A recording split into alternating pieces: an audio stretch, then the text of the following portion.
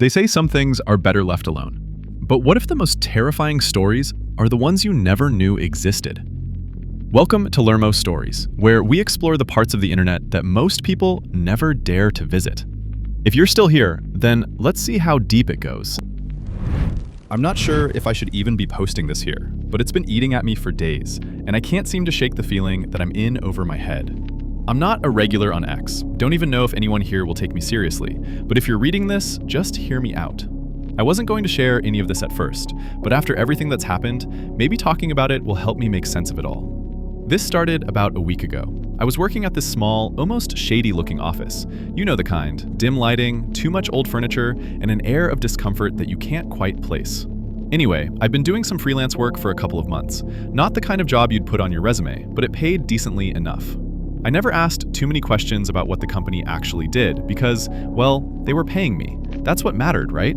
So one day, I get a call out of the blue.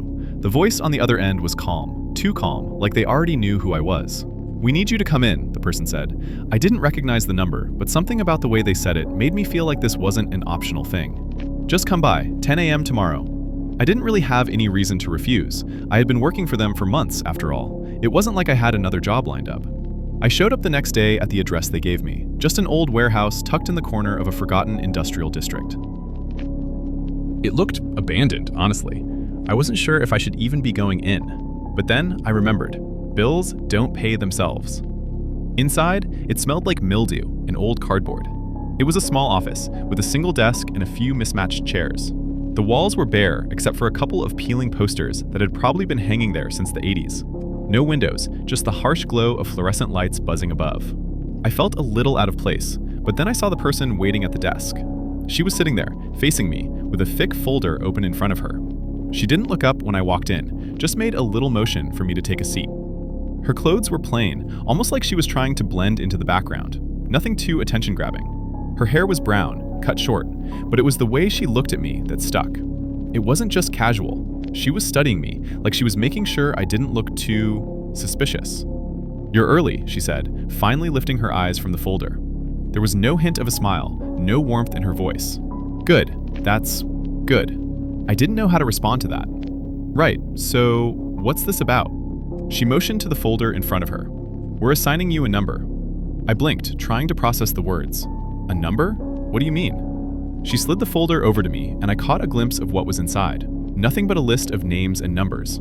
Not exactly what I expected. There were no project details, no instructions, just names and numbers. "Wait," I started.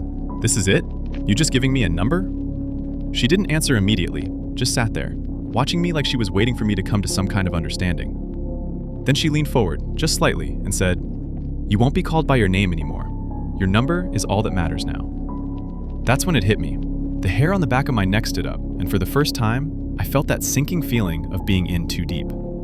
I didn't know what kind of job I was really signing up for, but now, with the folder sitting in front of me and that woman staring at me as if she knew what I was about to do, I couldn't leave, not without causing a scene. I don't know why I stayed. Maybe it was the uncertainty, or maybe it was just the fact that I didn't have anywhere else to go. But I took the folder and looked down at the number she'd assigned me, 14.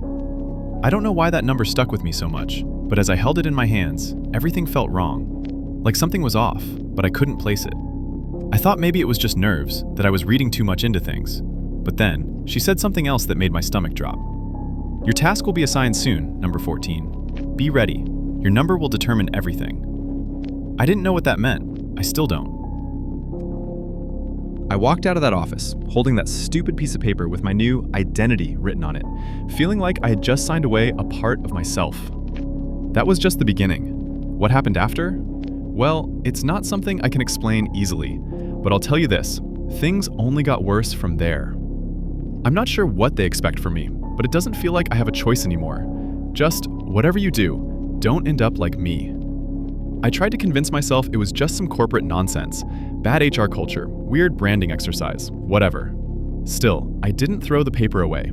I folded it and put it in my wallet, like it mattered, like it was proof I hadn't imagined the whole thing. 2 days passed with nothing, no calls, no emails. By the third day, I was starting to feel stupid for being unsettled at all. Then my phone buzzed at exactly 6:14 a.m. Unknown number. 14, report tonight, 9 p.m. No greeting, no signature, just an address attached. Somewhere outside the city, past the suburbs, where streetlights start thinning out. I stared at the message longer than I want to admit. I typed back asking who this was. The message showed read almost immediately. No reply. I drove there after dark. The place wasn't a warehouse this time. It was a private residence. Big, isolated house set back from the road, surrounded by trees. No lights on except the porch. There were already cars parked along the gravel driveway. I counted at least 10. Inside, it smelled like cleaning chemicals and old wood. A man in a gray polo stood near the door with a clipboard. He didn't ask my name. Number, he said. 14, I answered, and hated how automatic it sounded. He checked something off and handed me a small white card. Same number, black ink, no explanation. He pointed down a hallway. Wait in your assigned area. Don't wander. The house had been stripped of anything personal. No photos, no decorations, just folding chairs arranged in separate rooms. Each room had a printed number taped to the door. Mine was at the end of the hall. Inside, there were 3 other people already seated. Nobody talked. We all avoided eye contact like it was an unspoken rule. Every few minutes, footsteps echoed through the hallway. A door would open somewhere. Someone would be called by their number. They never came back. At some point, a woman, different from the first one, older, stepped into our room. She looked tired, not nervous, just worn down. Listen carefully, she said. When your number is called, you will follow instructions exactly. If you're unsure, ask once. Only once. Someone asked what this was for. She paused, then said, compliance assessment. That didn't help. When she left, I noticed something carved into the wall near the floor. Small, shallow scratches. Counting marks. I counted them twice to be sure. 13. I tried to tell myself it meant nothing. Old damage. Someone bored. Anything except what my gut was suggesting. At 11:37 p.m., the hallway went quiet. No footsteps, no voices. Then, from somewhere deeper in the house, I heard a door close hard. Not slammed, shut with intention. A voice followed over what sounded like an intercom. Number 14, prepare. The 3 people in my room turned to look at me for the first time. None of them looked surprised. They didn't wish me luck. They didn't say anything at all. I stood up because it felt expected, not because anyone told me to. When I opened the door, the hallway lights were dimmer than before, like someone had turned them down on purpose.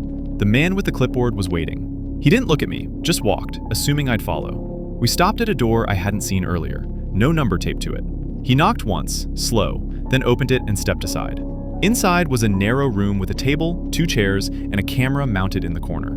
No red light, no indication it was recording, but it was angled directly at where I was told to sit.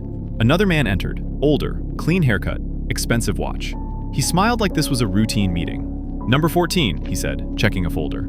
You've been consistent. No missed communications, no refusal. That's good. I asked what would happen if I refused. He closed the folder without answering. We don't force participation, we measure response. He slid a document across the table. Only 1 page. At the top was my number. Below it, a list of times, dates, and locations. I recognized them immediately. Places I'd been alone. Late nights, grocery store parking lots, gas stations, my apartment building. You were observed, he said calmly. You didn't notice. Most don't. I asked what I was being assessed for. He finally looked at me. Predictability. The door behind me opened. The woman from earlier stepped in and placed something on the table between us. Another white card. It wasn't my number. It was 15. The man stood. 14 is complete. I didn't understand until the woman spoke. You'll be waiting in the other room now. I told them that wasn't what I agreed to. The man nodded, like he'd expected that exact sentence. You weren't asked to agree, he said. You were selected. They escorted me down a different hallway. Smaller. No doors with numbers. Just 1 room at the end. Inside were folding chairs. Empty. On the wall, fresh scratches near the floor. 1 mark. The door closed behind me. Locked. No handle on my side. A speaker clicked on. Please remain seated, the voice said. Your replacement will arrive shortly. I don't know how long I've been here. There's no phone signal, no windows, just the sound of footsteps passing sometimes, stopping, then continuing. I understand it now. The numbers aren't identifiers, they're positions. If you ever get called in somewhere and they stop using your name, don't wait to find out why. Because eventually, your number gets reassigned, and someone else takes your seat. Hi 4chan. Posting because I don't know who else would believe this. I got recruited through a temp contractor that handles federal overflow. That was the phrase, overflow. No badge interview, no polygraph, just a background check and a phone call telling me to show up outside Barstow, California, at a facility that doesn't appear on Google Maps. I was told not to bring my phone inside. They gave me a locker and a paper wristband with a number instead of my name. First day was orientation, except it wasn't a room. It was a hallway with plastic chairs lined against the wall. Fluorescent lights buzzing, concrete floor, no windows. A man in a gray polo handed each of us a thin, stapled packet. He said, "Read everything carefully. The wording matters." That stuck with me. The packet wasn't long, mostly rules: where to stand, when to speak, when not to speak, which doors were off limits, normal restricted site stuff. But the language felt wrong. After you completed the intake, you were escorted to room C. Not will be, were. At this point, you noticed the sound. Again, past tense. Every instruction was written like it already happened. I figured it was sloppy editing. Government paperwork is trash. Still, it bothered me enough that I asked the guy in the chair next to me if his packet was the same. He didn't answer, just shook his head slightly and tapped the page with his finger, like he didn't want me talking yet.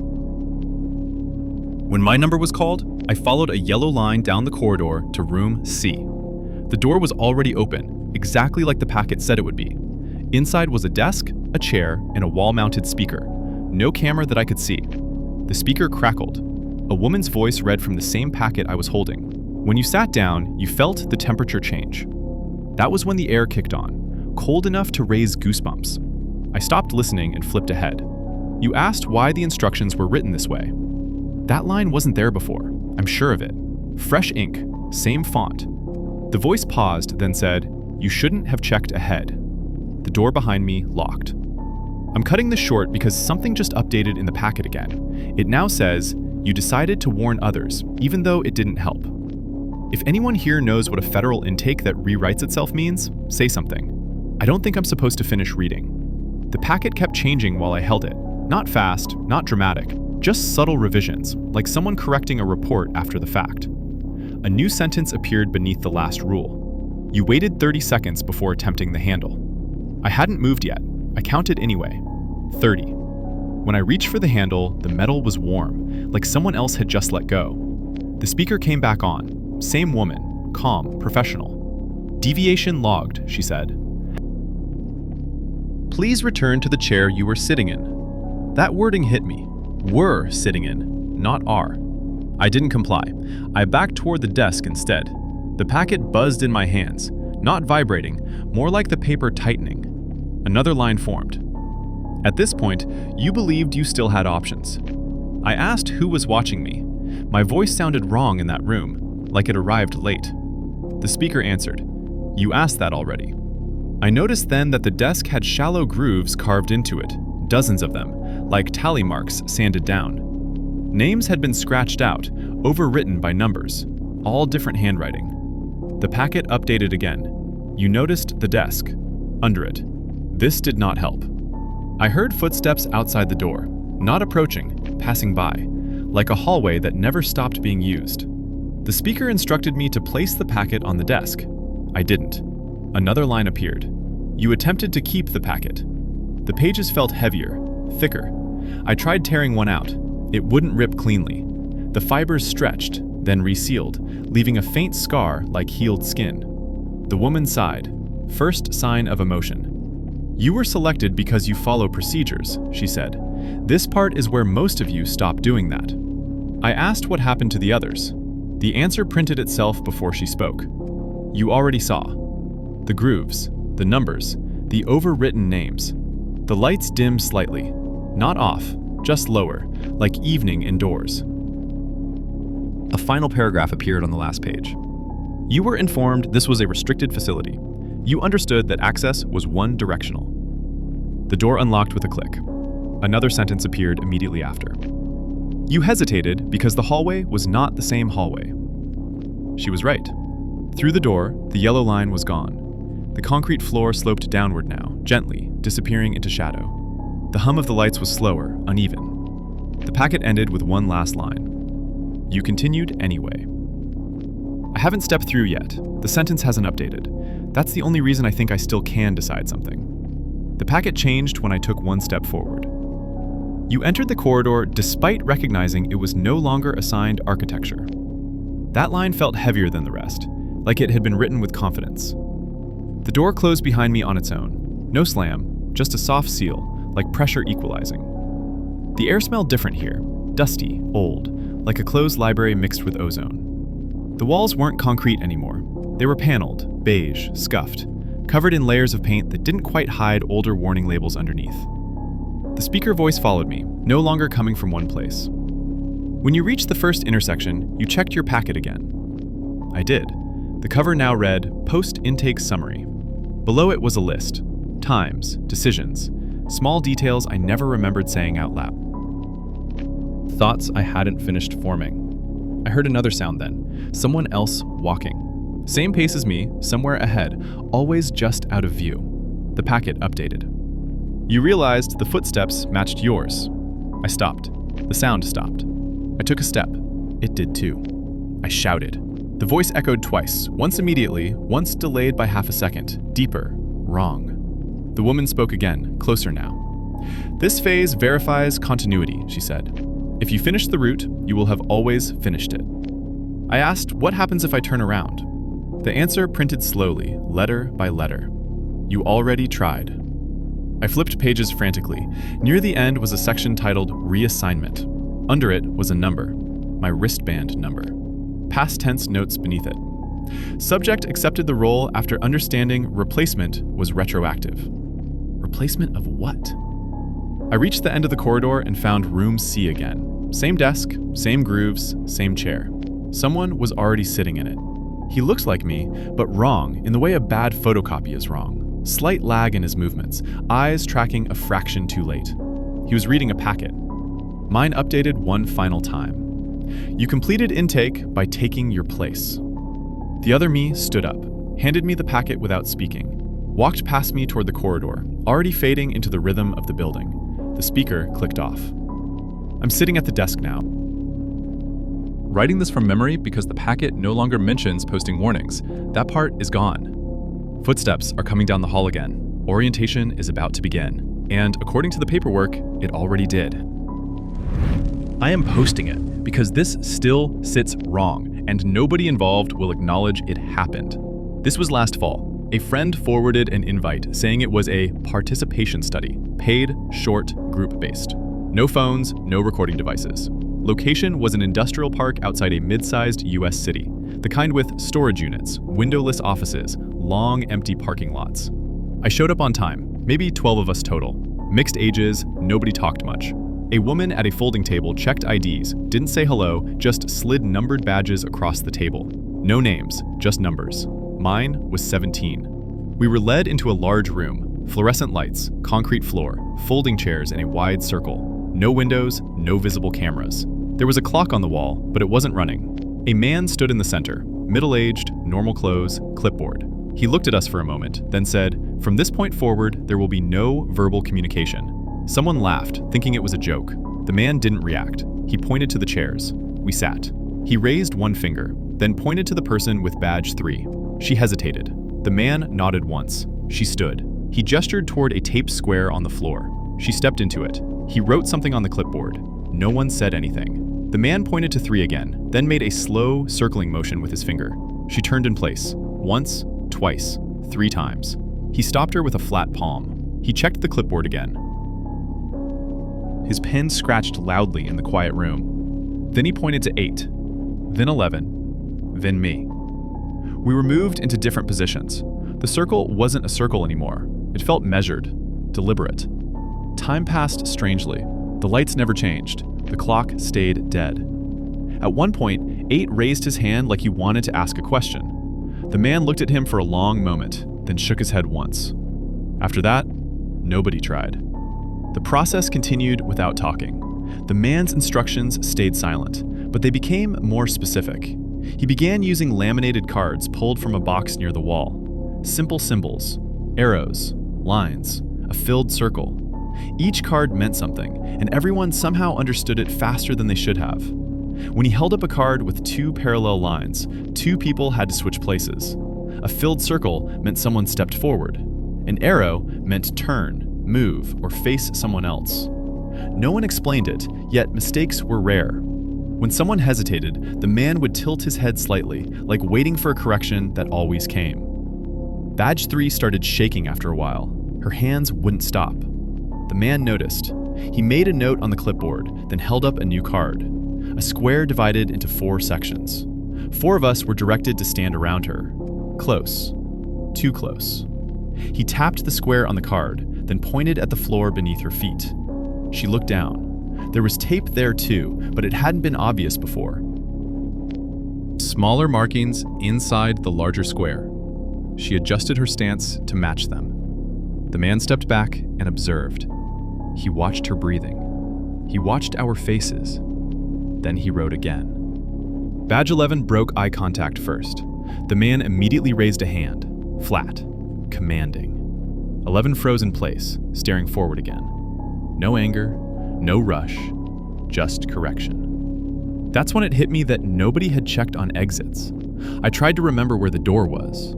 I could picture it, but not clearly, like recalling a room from a dream. Another card came up. This one showed a single vertical line. The man pointed at 8, then at the wall. 8 walked to it and stood facing the concrete, hands at his sides. The man adjusted his shoulders slightly, like positioning a mannequin. He nodded once, satisfied. Minutes later, maybe longer, the card changed. 2 lines again. Someone was removed from the formation. It took a second to realize 8 hadn't come back. The wall looked the same. No door, no panel, just concrete. Nobody reacted, not even 3. The man turned the clipboard to a fresh page. The process continued. By the end, there were fewer of us standing. Not suddenly, gradually, like a checklist being satisfied. The man's movement slowed as the room thinned out. Each gesture became more deliberate, like precision mattered more near the end. The cards were reused now, fewer symbols, mostly the vertical line, mostly pointing toward the walls. When 11 was selected, he didn't resist. He walked to the opposite wall from where 8 had gone. The man adjusted his stance again, straightened his head, took a step back. The sound that followed wasn't mechanical. No sliding panels, no doors. Just a dull, pressure-like thump that felt more than heard. 11 wasn't there anymore. The wall looked untouched. Someone exhaled sharply. The man's head snapped toward the sound. A long pause. He wrote something, then crossed it out. That person wasn't selected next. That person was selected immediately. By then, there were only 4 of us left. 3, 17, me, another guy I never learned the number of, and the man with the clipboard. The cards stopped. The man studied us directly for the first time. Not our positions, our faces. He turned the clipboard around, not to show us, just to orient it differently. He tapped the page once with his pen, then he set it down on a chair and stepped back. He raised both hands and lowered them slowly. We sat. The lights flickered, just once. A different door opened behind us. None of us had seen it before. A woman, different from the first, stood there and spoke like nothing unusual had happened.